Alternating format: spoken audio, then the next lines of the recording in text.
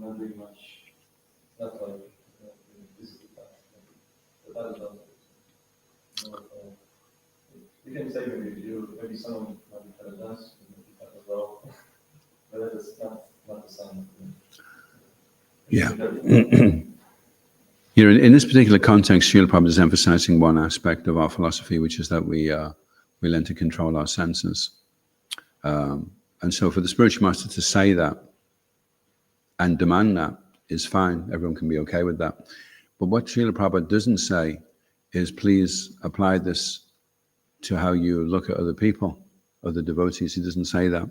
And Rupa Goswami doesn't say it either. He says, Drastai Swabhava Janati Vapasasta Doshina Prakritatamiya Bhakta Janajipaji Gangangasam Nakalabudva Defena Panki Brahmadravatam Abhagachati Nirodama. He says, overlook the devotee, whether he's born with this type of a body or that type of a body, or he has this infirmity. Still you should bathe in his association like one bathes in the Ganges, without considering the condition of the water. So Mahatma Prabhu was making a point that when men are reading the Bhagavatam and it has all the list of qualities of what a lady should be, they write them down so they can show their wife, And when the lady is reading in the Bhagavatam about the qualities of what a man should be, a good husband, she writes them all down to show her husband. But actually that list is for him and the other list is for her. So she should read what she needs to be, and he should read what he needs to be, and both of them can get on with that. But neither of them have to worry about trying to make the other person what they think they should be. So we want to apply the principles to ourselves. That's our main concern. And then how other people are applying the principles. If we don't feel that they're applying them as well as they should be, then okay, that's fine. We can still respect them, but we may not be so interested in their opinion or their advice, so we can stay a little bit aloof, a little bit distant. But we function in a spectrum of different levels of devotees in Krishna consciousness, all undergoing different types of purification. They have different relationships with the Lord, and they're on their own journey. So we try to encourage them without discouraging them.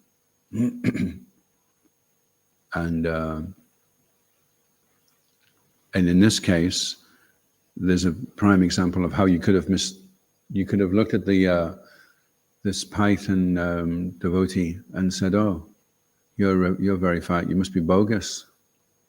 And that's the whole point. He wasn't.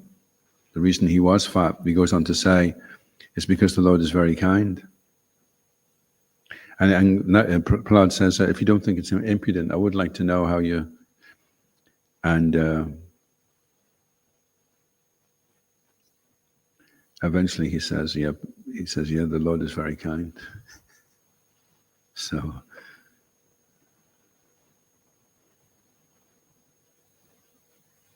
that's an interesting pastime, because we realize, wow, now Prahlad could have thought, well, look, I'm a great devotee. I was sitting on the lap of the Lord. He protected me. I'm way, way more advanced than anybody else around here. And look at this person. He's really fat. He just lies around all day. Must be lazy like anything, But he didn't. He was respectful, So Srila Prabhupada is saying that the reason he's asking the question is because what you would normally assume. So he was right in one sense to think that, because that is an indication. But he remained humble and respectful and then inquired. So we can follow like Prahlad Maharaj. My dear Prabhu, you seem very, or maybe not even that actually. But it's a real art. Prabhupada says, you'll show your love by how you cooperate. The art of associating with devotees in such a way that we can remain respectful. And if this devotee is like this or he's like that, okay, well, it's a shame that he's like that. Hopefully things will work out for him. I'll pray for him. And in due course of time, hopefully things will change. It's much easier to change ourselves than to change others. Prabhupada said, any problem you have associating with devotees is your lack of Krishna consciousness and not theirs. And then he says, is this clear? So we can always work on our own Krishna consciousness. We can't work on other people's Krishna consciousness. We may think this person is not showing a very good level of Krishna consciousness. And maybe is, maybe isn't, but that's his problem. It's not our problem. Our problem is to keep our own level of Krishna consciousness very high. So if we're very Krishna conscious, then whatever's going on, we see that Krishna's arranged it like this, for me to be in the association like this and to learn whatever lessons I'm supposed to learn. And maybe I'm being given an opportunity to encourage this devotee to come to a better standard of devotional service. Or maybe I'm just here to be friendly with that devotee and just encourage him so the devotee doesn't become overwhelmed. One day he looks in the mirror and he thinks, oh no, I'm a bogey yogi. My life's a waste. I'm useless. I'm going to leave the devotees. But if he has somebody in his life who's a loving friend and who says, no, it's okay, you just carry on. You just carry on with the process and chanting. Eventually everything else will go away in due course of time. Any questions or comments? Well, one comment I have, it's the funny quote, is that in the temple, the cook should be a little bit fat, and the treasurer should be a little bit on the thin. Meaning that the cook knows how to enjoy, and well, the devotees will then enjoy, but the treasurer is somewhat frugal and won't be, squandering. Yeah. I also heard the Prabhupada said the cook should be happy. So if the cook is unhappy, then everyone will be unhappy in the temple, because his unhappiness will go into the prasadam. And when everybody eats it, they'll feel depressed. But if the cook's bubbling over, happy all the time, then when everybody eats that prasadam, then they'll become infected by that same attitude. So yeah, it's interesting how the books can be misused, misapplied, misconstrued. And for Kanishtas, it's difficult for Kanishtas to get to the stage of Majjhima because they make that many Vaishnava aparads, which then automatically means Nam aparads, that they never get to the stage of Nishta. They're battling all the time with the reactions to their offenses. And I just read actually Chaitanya Charan in his reflections on the Bhagavad Gita. He says, Sarvadhamam Paritraja. First of all, Krishna is saying, listen, this is what you need to do. You're a warrior, you're a Kshatriya, just do it. Don't worry, it won't be a sinful action. You just do it, just do it. And then he says, and anyway, even if there is a sinful reaction, if you're doing it with love for me, then I'll take care of the sinful reaction. So he was encouraging Arjuna just to do it with love for him, then the action won't be sinful. And even if it is some sinful reaction, Krishna will take care of it. So on both sides, Krishna's saying, I'm looking after you, I'm going to take care of you, So that should be our main code of conduct when we're interacting with devotees or doing anything in devotional services. Is this rooted in affection for Krishna? Or is it not? If Krishna was standing, if I was in the temple room or in the prasadam room actually, and I was with a very fat devotee and Krishna was there as well, would I say the same thing to him that I may have said if Krishna wasn't there? And everyone's a work in progress, so it's hard to know sometimes what it is that devotee is struggling with, that he's having to go through right now, what type of purification it is that he has to go through.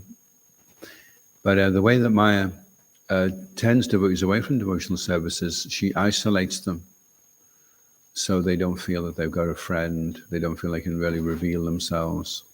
And the onus is on us actually to be proactive in how we cultivate relationships.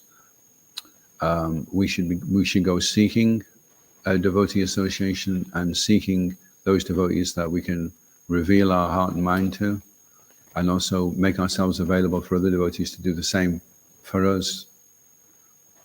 That's something that, although Prabhupada laid everything on a plate for us, he gave us the temple, he gave us the deities, he gave us the holy name, he gave us tulsi beads and prasadam and the morning program and the Bhagavad Gita and the Bhagavatam, and he gave everything on the plate. The one thing he had to leave up to us was how we navigate through the society of devotees and latch on to devotees that we can trust and take shelter in and will inspire and enthuse us to practice Krishna consciousness. We can't have that one laid on the plate because you can't institutionalize relationships and appreciations and affections. They just naturally come, just like aversions naturally come. And we have to learn how to deal with that ourselves. Kirtan is an amazing way to bond, actually. If you're in a kirtan with devotees for 3 or 4 hours, then you bond on a spiritual level. You feel like you have affection for this person. You have a relationship now with this person. And when people see the Harinam, they're attracted to that. They think, look at all these devotees, they have so much love and respect for each other. That would be so nice to be part of that society and feel so wanted and sheltered and so appreciated.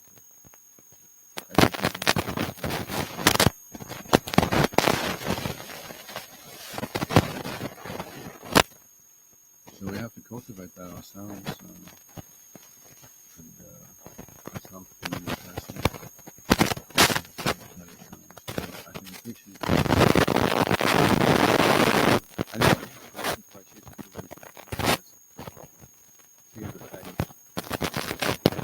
Fade is when he said you can't stay the same.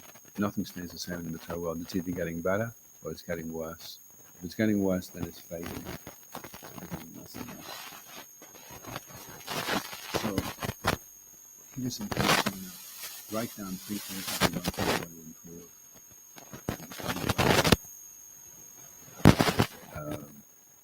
Manifest. They will become more solid, and you can work on them. How to become more personal, how to become more affectionate, respectful, loving in the association of devotees. And even if you can't do anything huge, if you can just do one little thing, then that's an increase. And once things start to move, then they can start to become something. The first thing is just to get it moving. Any questions or comments?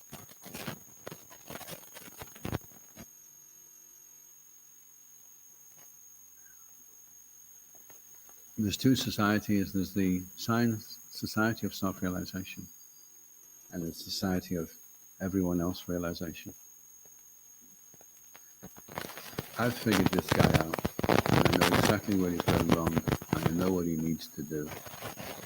He can do that with practically everybody. But when we stand in front of the mirror, I just can't figure this guy out. What his problem is. Why can't he get fired up? Why can't he get into it? What is this guy's problem? It's self-realization. Nobody else can work it out. I mean, we can approach spiritually superior, and we can open up.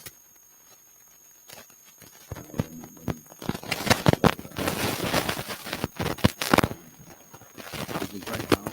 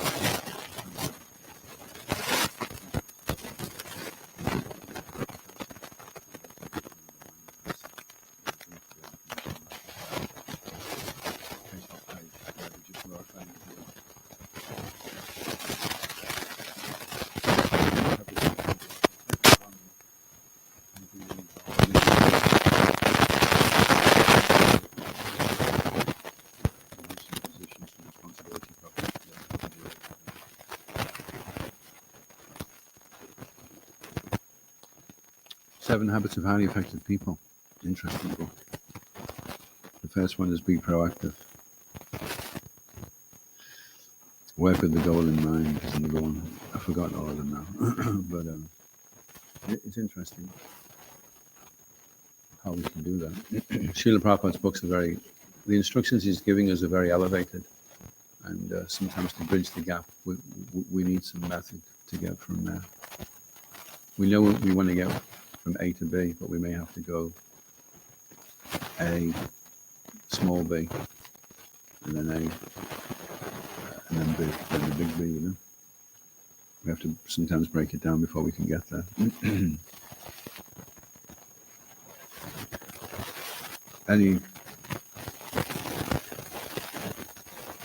So Prahlad Maharaj, he's going to ask the devotee that's imitating the python about his condition, his situation. But he's doing it in a very, very kind of careful, respectful way, so that when we read it from the pages of the Bhagavatam, we don't think, oh, it's okay to just tell the raw people if they're fat. Which is how it could be taken. Which is compared to criticizing the moon. The moon's always considered very beautiful.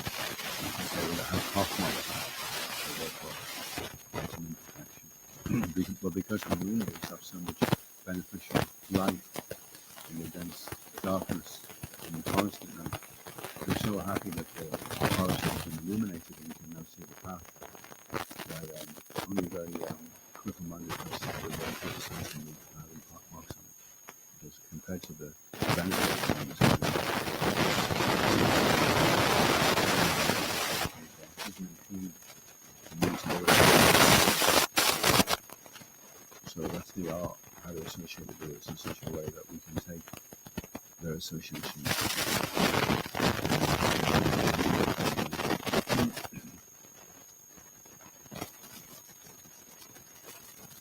Who you know? So it's listening. That's the thing you do this. How to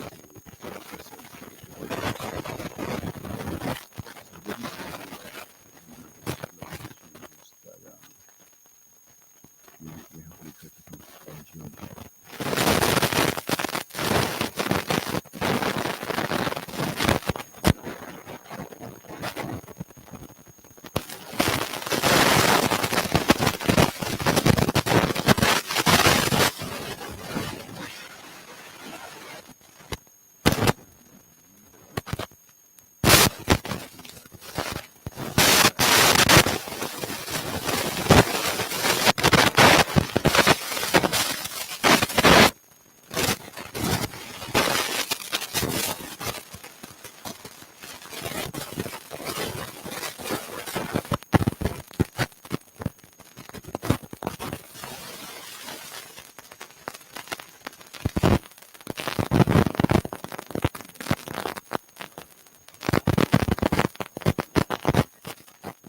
Or we could say, oh, well, you never can do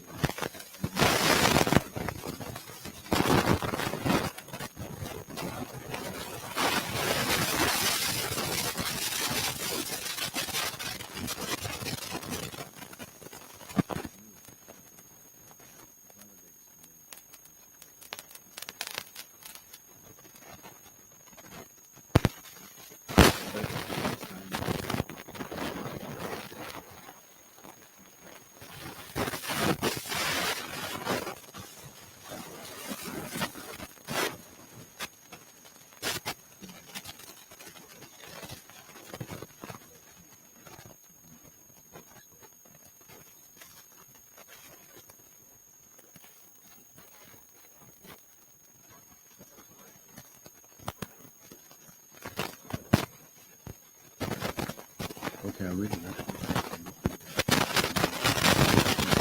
Oh, wow.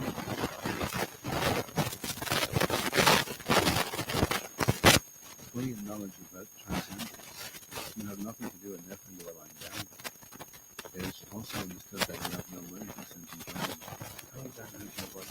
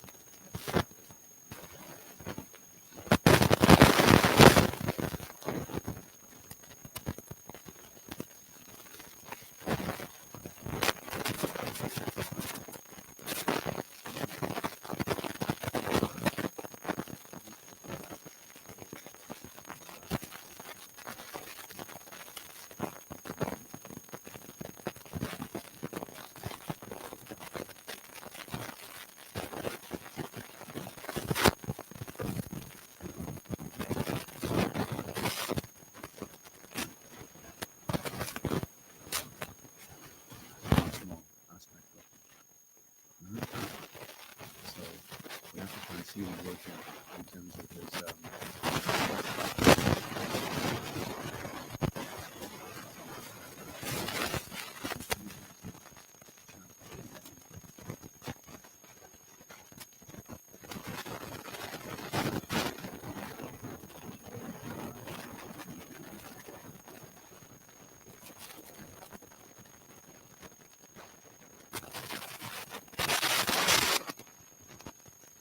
these are all aspects of it. And also how long has he been devoted? If he's been devoted for a long time, he's managed to control himself.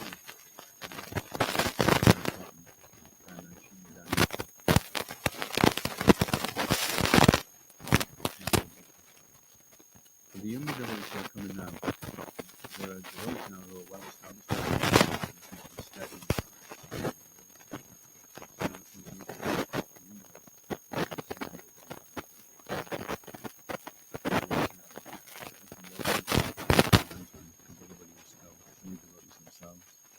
But over time, over decades of time, it starts to emerge that this is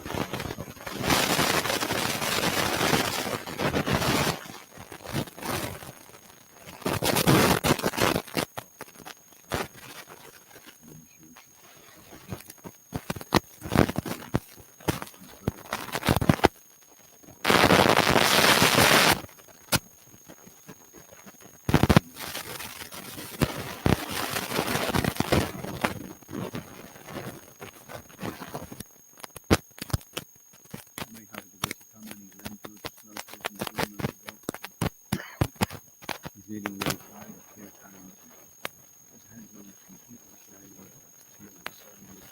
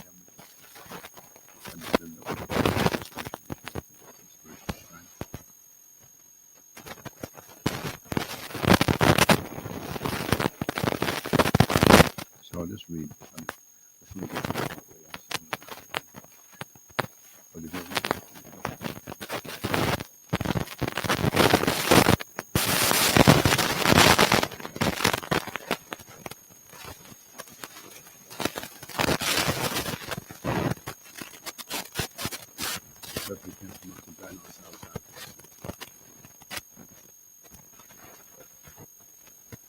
We had this thing going on in the 80s, just after John Everett was in the find it out, because otherwise we'll burn out. But it's funny, everyone's level was always what they were doing. Nobody's level was higher than that. Probably need to take more rest. And you know how so you can probably half as much again. And I'm doing 8 hours, 6 service, maybe 7 or 6. Everyone's like, and then that's okay for a while, and then after a while, well, actually, I think really, honestly speaking, my level is actually, and then eventually the plane, ends up going down, it's back on the runway, it just comes in for a landing, and then it's spiritual life. So it has to be, when Srila Prabhupada pushed, the works that they've done really well, and he said triple it. More devotional service, more devotional service. We have to be always trying to increase ABS, always better service, always trying to do better. And if we come to my optimum now, so now I can just cruise, and I'll be okay. I can just run along with what I've got. Then immediately you'll start rolling backwards. Because cruising the material world has an inclination towards sense gratification. And if there's not an endeavor to increase, then that incline will gradually make you decline. Until you get to Nishta, then you go up the incline and you plateau when 75% of the answers are removed. Then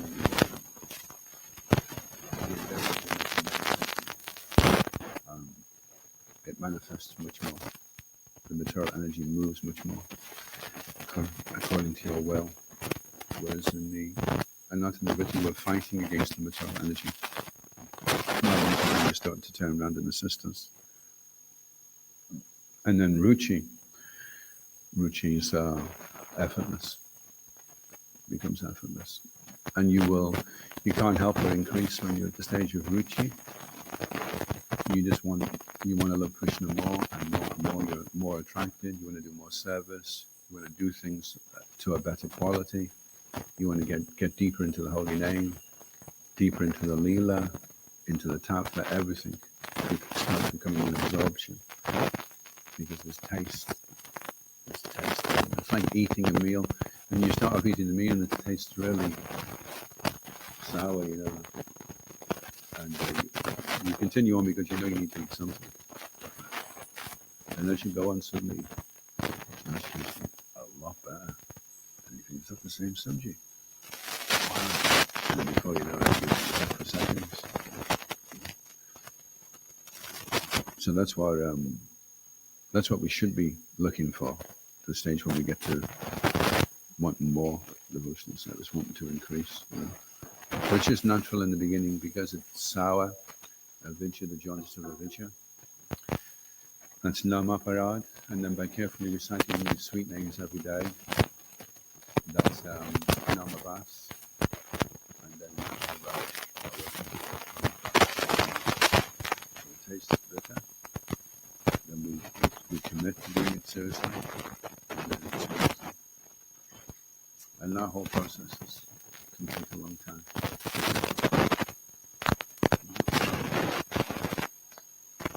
So we have to commit enthusiastically. Can only be there if we really understand. It's like if you smoke cigarettes, right? You really like smoking them. But you start studying books about cancer, and case history, and as you're reading all these things, and then someone says, would you like a cigarette? It's okay, actually. So there's a taste there, the nicotine is still in the system. Because of all the knowledge, it's become become repugnant, even though they struggle with the answer. We're feeling the urge, but we're not feeling the urge. So as we become more learned, more well-versed in philosophy, then when these desires come up to want to take it easy and relax and enjoy ourselves, we're aware and know where that's going and know what that's leading.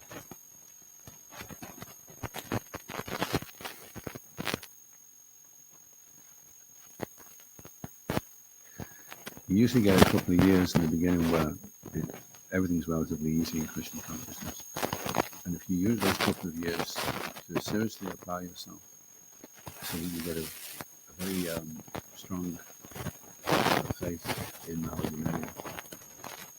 Then that faith in the Holy Name, those glimpses of the Holy Name that we get in the beginning, they are to prepare you through the rest of your life in Krishna consciousness. So while you're young, while you've got while you feel enthusiasm,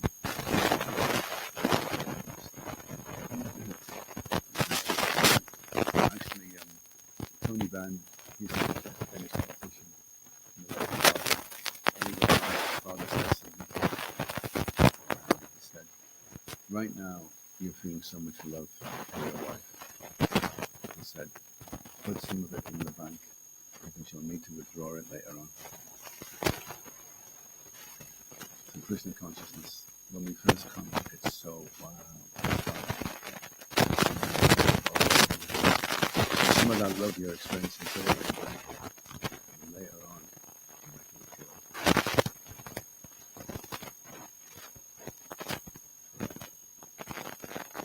any other questions?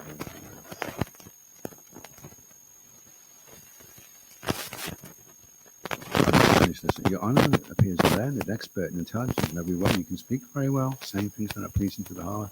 You see that people in general engage in poor activities, yet you are lying here inactive. Prahlad Maharaj studied the bodily features of the saintly person, and through the saint's physiognomy, Prahlad Maharaj could understand that he was intelligent and expert, although he was lying down and not doing anything. Prahlad was not inquisitive about why he was lying there inactive. Translation. Now, when he continued, when the saintly person was thus questioned by Prahlad Maharaj, the king of the Dakshas, he was captivated by the shower of nectarine words, and he replied to the inquisitiveness of Prahlad Maharaj with a smiling face. So he managed to say, as affirming him, the saintly Brahma said, O best of the Suras, Prahlad Maharaj, who are recognized by advanced and civilized men, you are aware of the different stages of life because of your inherent transcendental eyes, with which you can see a man's character, and thus know clearly the results of acceptance and rejection of things as they are. Purport. A pure devotee like Prahlad Maharaj can understand the minds of others because of his pure vision and devotional service. A devotee like Prahlad Maharaj can study another man's character without difficulty. Translation. I'll leave that one, actually, it's got a long purport. But, interesting, isn't it? Any other questions or comments?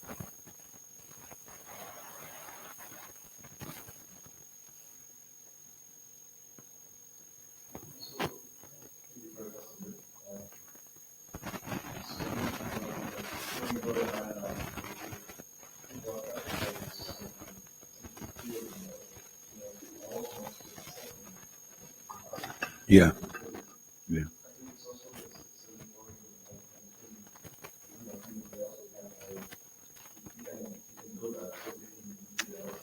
Yeah. Yeah. Absolutely. Yeah. Yeah. When we build ISKCON not with bricks, but with their loving relationships. So that's the. If you have that, then the buildings may come and the buildings may go. And Krishna consciousness will spread. You know? Sometimes we can be project orientated, and that takes the emphasis off taking care of the devotees. So we have to cultivate those relationships and appreciation. So it doesn't happen so quickly as well. You can't like fast track it. That I'm just going to go up to this person and give him a big hug and tell him I think he's brilliant. And you know, it's like it will just naturally develop over time if you're serving together. You may not be directly aware of that it's happening. They had these reunions of old war veterans, and they'd been together in war for maybe just a year or two, and then they'd separated, you know. But because they'd been in life-death situations, and some of them had been killed, and some of them had saved the other person's life, when they met after just a year or two, and not really thinking, you know, that they had such a deep relationship with him, suddenly they all came into the room, and then they all saw each other, and they all started crying, you know. They realized they'd developed a very deep bond, although they weren't consciously aware of it. And that's what Maya tries to do. She tries to make us think that we don't appreciate anyone and that nobody appreciates us. And then the next minute, the person's leaving his body, and you're thinking about him. There's one devotee just now, Sachi Sutta, and he was on the Bhakti program with me in '82. And we were together for maybe a couple of years, about 4 or 5, and then I went up to Scotland at that time, and I kind of didn't have much interaction with him, just the odd comment here and there, you know. And then he got really sick, and he's pulled through, and it looks like he's well on the road to recovery now. And so I had a dream just a couple of nights ago, and he popped up in the dream, and he was looking really happy. And I suddenly realized, wow, I have so much affection for this devotee. But I'd never really realized that, you know. So it is going on. It is there just by the fact that we're serving together. Then, and there's so few people out there that know about Krishna consciousness. So sometimes what's good about going out and doing Sankirtan is when you come back, you appreciate how rare and how special it is. That here are persons who have faith in Prabhupada and seriously committing to dedicating their life to Krishna consciousness. That's very rare and very special, you know. So Sankirtan is good for that. Helps us to appreciate the rarity, how special devotees are. Jai. ISKCON Guru in the key. Srila Prabhupada ki. Gaura Premanandi. Haribol. All of you ki.